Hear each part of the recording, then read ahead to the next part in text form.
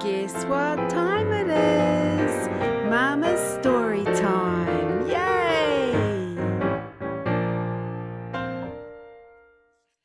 Well, hello, my darlings.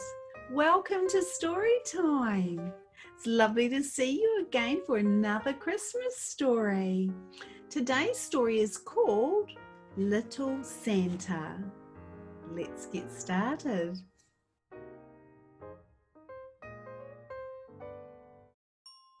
No one else knows, but my dad is really Santa Claus. We spend most of the year preparing for Christmas. We keep reindeer in our backyard, and our house is always filled with toys. Wow! Having Santa for a dad is a lot of fun, but I do have one complaint. Every Christmas Eve, when children around the world are home with their families waiting for Santa, my dad and the reindeer fly off to deliver their presents. Every year, I have to spend Christmas Eve alone. This year, when winter came, I wished upon the first star in the evening. I want to spend Christmas Eve with my father this year. Then, the morning of Christmas Eve, as my dad was about to prepare the sleigh, he tripped and fell down hard. Oh! He called a doctor, and the doctor said, "Your ankle may be broken. You must go to the hospital immediately." My poor father shouted, "Oh goodness, the children are waiting. Why of all days did I have to hurt myself today?" I remembered what I had wished for, but I sure didn't wish for something like this to happen. My father muttered, "If only there was someone who could deliver the presents for me." I knew the reindeer only responded to our family, so not just anyone could hitch them up to the sleigh. I could only think of one person for the job. Me. I said, maybe if perhaps I could deliver the presents. Dad's face lit up. "Yes," he exclaimed with delight. "Of course you can do it." I rushed to put on my dad's red coat and hat. No one makes Santa clothes in my size, so my outfit looked pretty silly. My dad told me, "It isn't Santa's appearance that's the important thing. The most important thing is what's in your heart," I finished. Dad smiled. Finally, I was ready to go. The presents were loaded and the reindeer were eager to get started.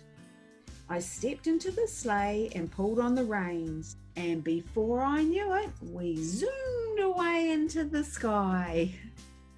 I waved back at my dad and Rudolph, the one reindeer we'd left behind to keep him company. Flying the sleigh took some getting used to. It swayed from side to side in the wind, and sometimes it lurched so hard that it felt like I might fall out. Eventually I got the hang of it, grasping the reins with more confidence. Before long, we had zipped over valleys, over forests, and crossed the pitch black sea. After a while, the air gradually became warmer and the smell of the air changed. The reindeer knew right where to change course. I saw a small town's lights approaching in the distance, and I felt so excited to be doing Santa's work for the very first time. We visited many houses and I delivered a lot of presents. At first I had plenty of energy, but as the night wore on, I got more and more tired. I started to realize what a tough job my dad has. Sweaty and panting, I somehow managed to deliver every last present. But then, just as I thought we were leaving, the reindeer made a turn toward the forest and landed on the roof of a small, shabby house, even though there were no more presents left in my sack. I wondered if they'd made a mistake, but they nudged me towards the chimney, so I climbed down. Wonder what they're doing. Don't know. When I entered the house, I saw no Christmas decorations anywhere, and there was little food in the kitchen. It didn't feel at all like Christmas Eve. I peeked into the bedroom where a girl was sleeping. I noticed there were worn-out ballerina shoes beside her bed, and I found a letter in a stocking by the foot of her bed. Carefully, I opened the letter and read it. Dear Santa Claus, yesterday in my dream I became a snow fairy and danced in the ballet. I wish you would make it snow for me on Christmas. Love, Sarah. This was one gift I couldn't deliver. Suddenly, I heard the sound of hooves outside. Clip-clop, clip-clop, clip-clop. I spun around and saw a large shadow appear in the window. My heart skipped a beat. But what was this? It was my dad. I'm glad I caught you, he said cheerfully. Looks like you've done a great job. Why do you look so down? I showed the letter to my father. I can't make this wish come true, I said. Well, said Dad, I was able to bring one last special gift. He pointed to another enormous sack he had brought outside the window. I brought a little bit of the North Pole here, Dad said, opening the sack. A huge cloud floated out and rose up slowly over the town.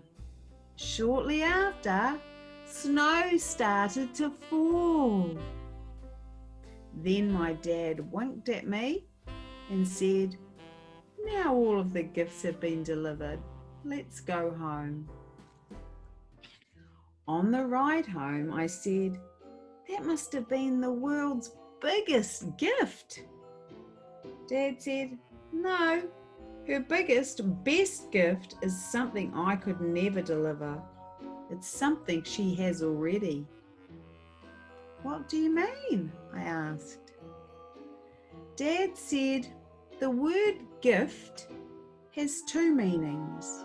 It can be a present, sure, but a gift can also be a talent.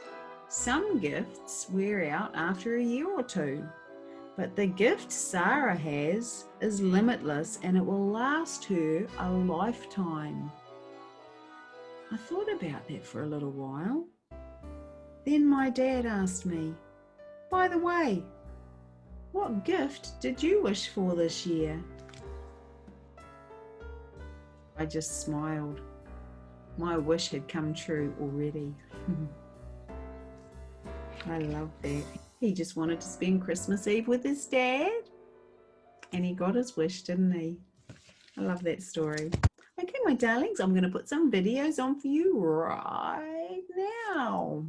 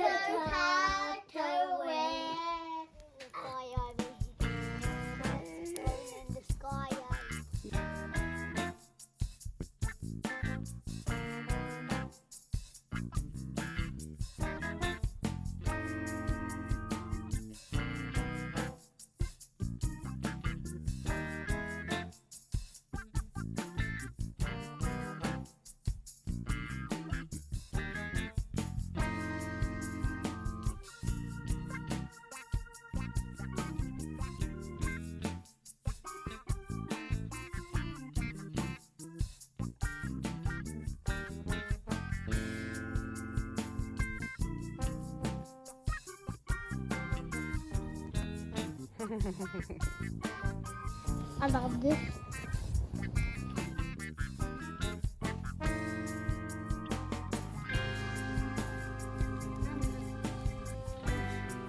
Go.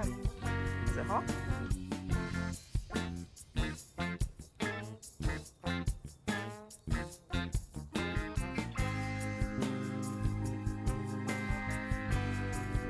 It looks like it's melted. Have a look. Oh, show it. Oh, yeah. It is melted.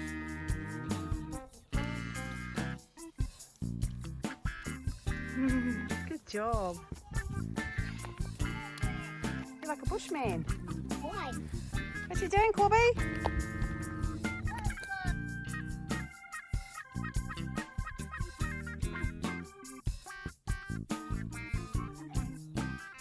Oh, you got a... Is that a rock or a bit of dirt? A rock. Come put it by the fire. We just do cat. Yes.